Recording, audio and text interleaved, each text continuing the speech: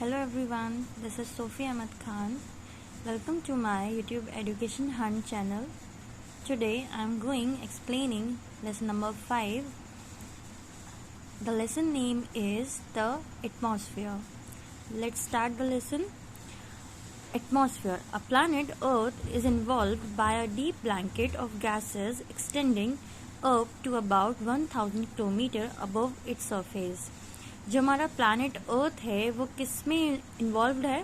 Deep blanket है बहुत सारी गैसेस का, जो कि एक्सटेंड करता है 1000 ऑफ किलोमीटर्स, वो भी सरफेस से भी ऊपर. ठीक है, जो सरफेस है उसके 1000 किलोमीटर से भी ऊपर.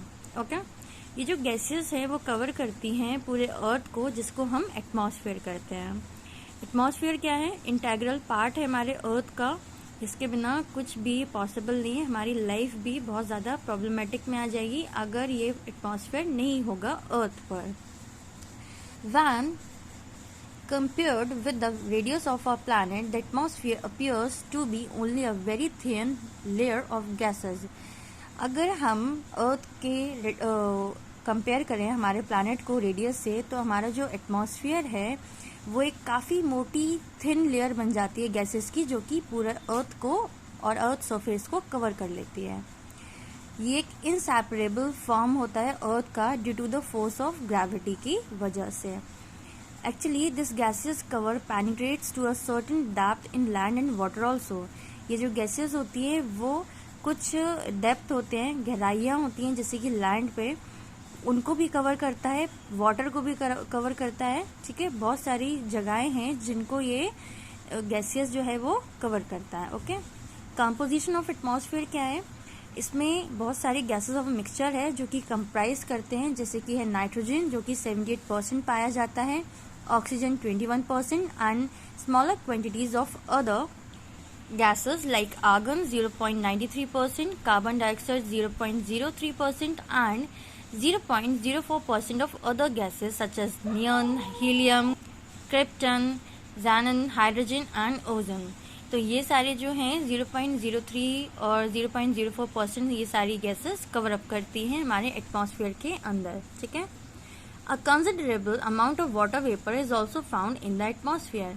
कुछ अमाउंट होता है वाटर वेपर का, जिसको हम हिंदी में भाप भी बोलते हैं वेपर को. ठीक है, वाटर वेपर को, तो वो भी इसका कुछ अमाउंट जो है वो एटमॉस्फेयर में फाउंड किया जाता है through evaporation of water from the ocean, lakes and reverse.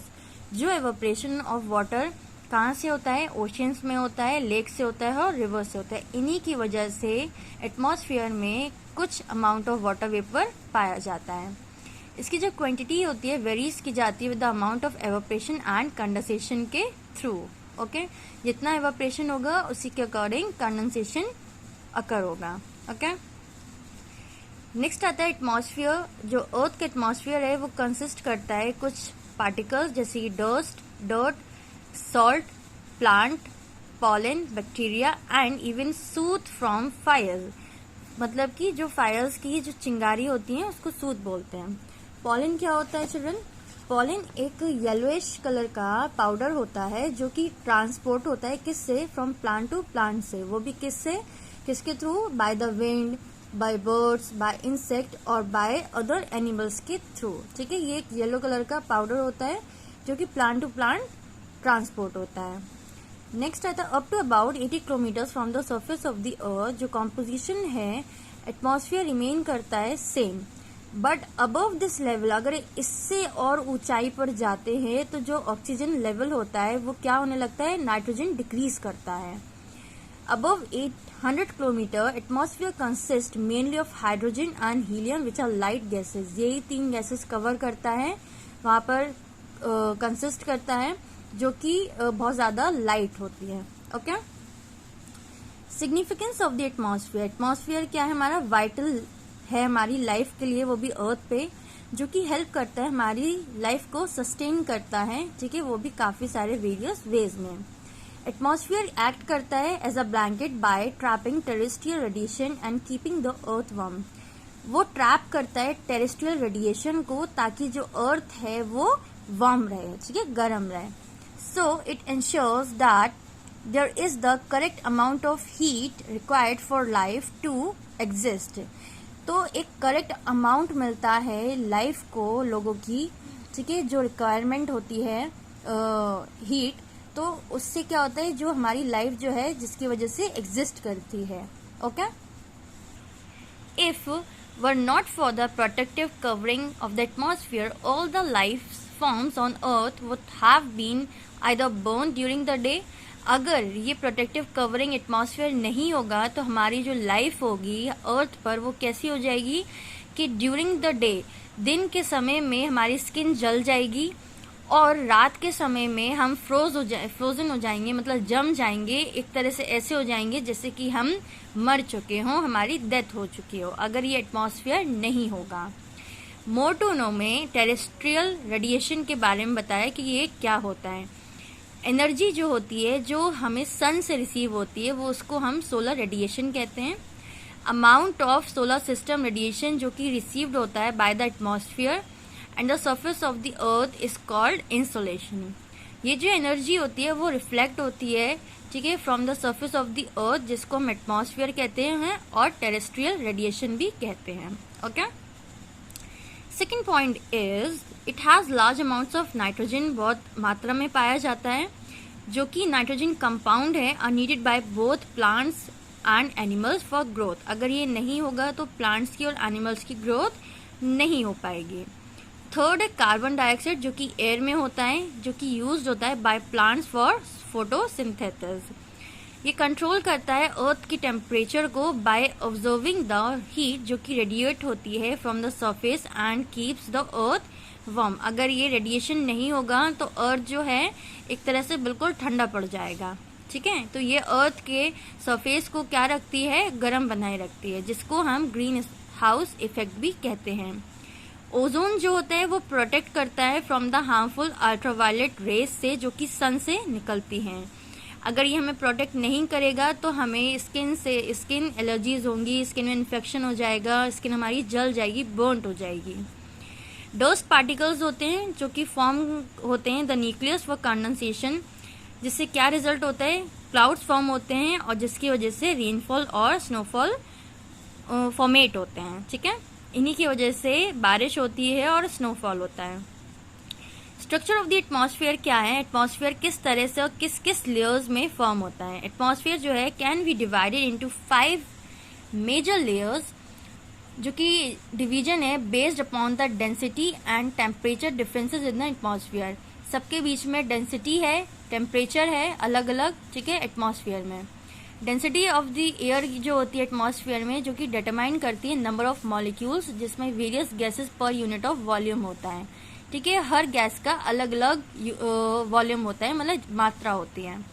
The larger the number of air molecules per unit of volume, ठीक है, नंबर ऑफ एयर मॉलिक्यूल्स जो होते हैं पर ऑफ यूनिट वॉल्यूम होते हैं, the greater will be the density of the atmosphere. जो atmosphere की डेंसिटी होती है वो क्या होती है, बहुत ज़्यादा ग्रेटर होती है, या फिर ग्रेटर हो जाएगी अगर number of molecules per unit volume से ज़्यादा बढ़ जाए. The denser air remains closer to the ground and the density of the air decreases as one goes upwards. कहा गया है अगर डेंसर मतलब कि जो घनी चीज़ होती है, जैसे जिसको हम बोलते हैं, अगर ये बहुत ज़्यादा घनी हो जाए या रिमेन क्लोज बनी रहे वो भी ग्राउंड से, तो डेंसिटी जो ऑफ एयर, जो डेंसिटी होगी एयर की, वो क्या हो जाएगी, डिक्रीज हो जाएगी और अपवर्ड्स मतलब कि ऊपर की तरफ बढ़ने लगेगी, ठीक है. नीचे हवा जो होगी बिल्कुल कम पड़ जाएगी. 5 मेजर लेयर्स होती है एटमॉस्फेयर की, troposphere, stratosphere, mesosphere, thermosphere and last one is exosphere. Troposphere जो है लोएस्ट और डेंसेस्ट लेयर मानी जाती है एटमॉस्फेयर की. ये इसकी हाइट जो होती है एक्सटेंड करता है 16 kilometres over the equator and about 8 kilometres over the poles. The average height of this layer is about 12 kilometers. Nearly 3/4 of the total mass of the atmosphere is contained in this layer. तो जो इसका 3/4 मास होता है वो atmosphere की layer में contain करता है. इसमें ऑलमोस्ट डस्ट पार्टिकल्स और वाटर वेपर पाए जाते हैं इस लेयर में. और जो वेदर फिनोमिना होता है अकर इन दिस वेरी लेयर, मतलब कि जो वेदर होता है चेंज होता रहता है वो ज्यादातर इसी लेयर की वजह से होता है. Temperature in this layer falls with the increasing height. जैसे जैसे इसकी इसकी हाइट इंक्रीज होगी वैसे वैसे टेम्परेचर क्या होता जाएगा, नीचे आता जाएगा। सेकेंड स्ट्रेटोस्फीयर है, जो कि is the region of horizontal and stable air flow which extend above the troposphere के ऊपर एक्सटेंड करती है about 50 kilometre above the surface of the earth. The absence of convection current makes the condition stable and ideal for flying jet planes. Convection current होते हैं इस लेयर में, अगर ये स्टेबल रहें, इसकी कंडीशन स्टेबल रहे तो जो फ्लाइंग जेट प्लेन्स होते हैं वो उड़ने में काफी ज्यादा सफल रहते हैं। इसमें प्रेजेंस ऑफ ओजोन लेयर होती है स्ट्रेटोस्फीयर के अपर में, जो कि प्रोटेक्ट करती है from the lethal effects of ultraviolet radiation of the sun से। अल्ट्रावायलेट रेज जो होती हैं क्या कर सकती हैं, सनबर्न कर सकती हैं, वेरियस स्किन, आई डिजीज और इवन कैंसर भी हो सकता है।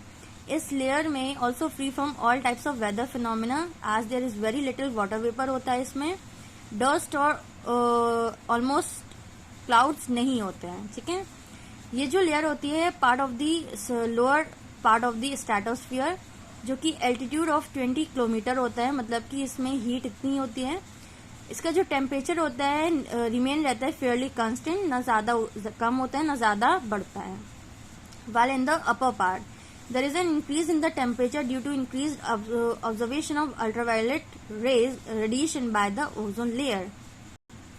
टेम्परेचर अगर बढ़ता है वो भी किस वजह से बढ़ेगा इस लेयर में, जब जो अल्ट्रावायलेट रेडिएशन होंगी ओजोन लेयर में वो ऑब्जर्व करने लगेंगी अपने ही इसी लेयर के अंदर। ओके, थर्ड आता है मेसोस्फीयर, जो कि स्ट्रेटोस्फीयर के अबव होता है। इस लेयर को मेसोस्फीयर भी कहते हैं, इसी नाम से ये जानी जाती है। ये एक्सटेंड करती है height of 80 kilometre from the height of 50 kilometre above से, मतलब 50 से 80 के ऊपर ये एक्सटेंड करती है। The fall in temperature is again well marked. इसका जो टेम्परेचर है वो हमेशा एक तरह से वेल मार्क्ड रहता है, ना ऊपर होता है ना ज्यादा नीचे जाता है। Till temperature as low as 90 degree as recorded at 80 kilometre height. इतना टेम्परेचर इसका 80 किलोमीटर हाइट पर रिकॉर्ड किया गया है। The boundary zone between the ionosphere and the mesosphere is called the mesopause. Ionosphere और मेसोस्फीयर के बीच में जो बाउंड्री जोन होता है वो उसको क्या कहा जाता है, मेसोपॉज कहा जाता है। ओके, मोर्टोनो में बताया हुआ है एक पैरिस गन थी जिसको German long range siege gun कहा जाता था। इसको यूज किया गया था बॉम्बार्ड पेरिस में, और वो भी एक वर्ल्ड वॉर 1 हुआ था उसमें। ये लार्जेस्ट पीस ऑफ आर्टिलरी माना जाता था। आर्टिलरी क्या होता है, जिसको हम तोपे कहते हैं। इसको यूज किया गया था during the war and came to be known in history as the first human made object to reach the greatest height in the stratosphere. ये फर्स्ट ह्यूमन मेड ऑब्जेक्ट माना गया था क्योंकि जब इसको यूज किया जाता था तो ये स्ट्रेटोस्फीयर की हाइट तक पहुंच जाता था। ठीक है, इसकी जो बुलेट्स होती थी इस गन की, वो इतनी ज्यादा हाइट तक क्या करती थी, एक्सटेंड करती थी। नेक्स्ट आता है थर्मोस्फीयर, जो कि कहाँ जाके लाइज होता है, अबव द मेसोस्फीयर। ठीक है, मेसोस्फीयर के ऊपर ये लेयर पाई जाती है और बिलो द एक्सोस्फीयर के नीचे एक्सटेंड करता है 400 kilometre above the surface of the अर्थ। ये जो लेयर होती है लोअर पार्ट होती है, इसको आयनोस्फीयर कहा जाता है। Due to maximum concentration of the electrical charge particle known as ion. इसमें जो मैक्सिमम कंसंट्रेशन होते हैं इलेक्ट्रिकल चार्ज पार्टिकल्स होते हैं, जिसको आयन कहा जाता है, जो कि रिफ्लेक्ट करते हैं रेडियो वेव्स को, जो कि अर्थ पे वापस आती हैं और वायरलेस कम्युनिकेशन को इनेबल करती हैं। ठीक है, जो वायरलेस कम्युनिकेशन चीज़ें होती हैं, ठीक है, वो मतलब उसके लिए ये हेल्प करती हैं कि ताकि लोग उनका यूज़ कर सकें। इसमें जो टेम्परेचर होता है इंक्रीज होता है विथ राइजिंग एल्टीट्यूड स्पेशली। अगर एल्टीट्यूड में हीट बढ़ती जाएगी तो उसी के अकॉर्डिंग टेम्परेचर जो है इस लेयर में इंक्रीज होता जाएगा। In the lower part due to rise in solar activity. ठीक है, जो लोअर पार्ट होगा, अगर सोलर एक्टिविटी बढ़ती जाएगी तो इसी तरह से इस लेयर में टेम्परेचर भी इंक्रीज होता जाएगा। Between the thermosphere and the exosphere, इसके बीच में क्या लाई करता है, थर्मोपॉज, जो कि अपर बाउंड्री होती है इस लेयर के। एक्सोस्फीयर क्या है, beyond the ionosphere is found the upper most layer of the atmosphere मानी जाती है। एक्सटेंड करती है 600 किलोमीटर के ऊपर, ठीक है, इतनी ऊंचाई पर ये एक्सटेंड करती है। बियॉन्ड होती है अप टू 1050 किलोमीटर। इसको एग्जॉस्फियर कहा जाता है। Here the air becomes extremely rarefied, बहुत एयर जो होती है कम हो जाती है। And the pull of the earth is very weak, जो तो अगर अर्थ के पास भी मतलब कि हम पहुंचे जाएंगे या इससे और ऊपर हम खिंचते चले जाएंगे अर्थ से, तो हमारा जो ऑक्सीजन लेवल होगा वो डिक्रीज होता चला जाएगा, क्योंकि यहाँ पर एयर जो होती है वो रेयरफाइड होती है, मतलब बहुत कम पाई जाती है। टेम्परेचर रेंजेस क्या होता है इसका, 300 डिग्री सेल्सियस होता है, अबाउट 1650 डिग्री सेल्सियस पाया जाता है। बहुत ज़्यादा हाई टेम्परेचर होता है इस लेयर में।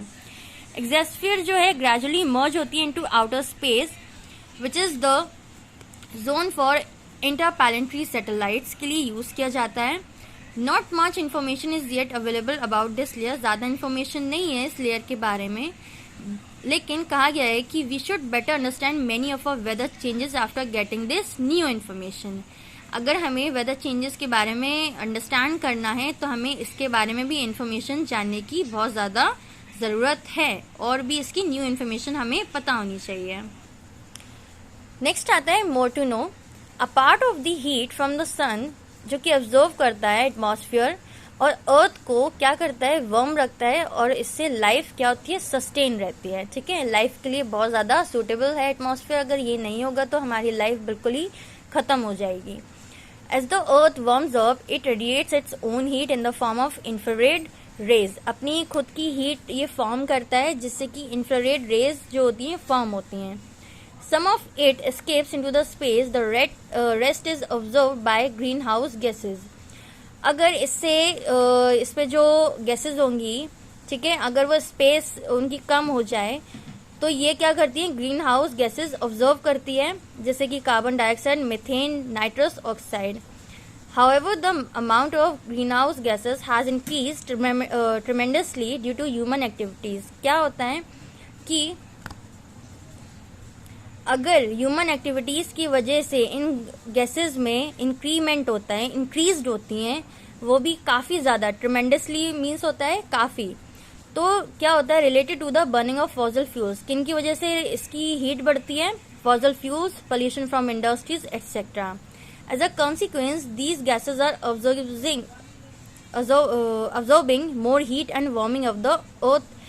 क्या होता है, अगर ये गैसेस ज़्यादा से ज़्यादा हीट ऑब्जर्व कर लें तो अर्थ को ज़्यादा से ज़्यादा गर्म बना देती हैं, वार्म कर देती हैं, which is refer to as the global warming, जिसकी वजह से ग्लोबल वार्मिंग होने लगता है।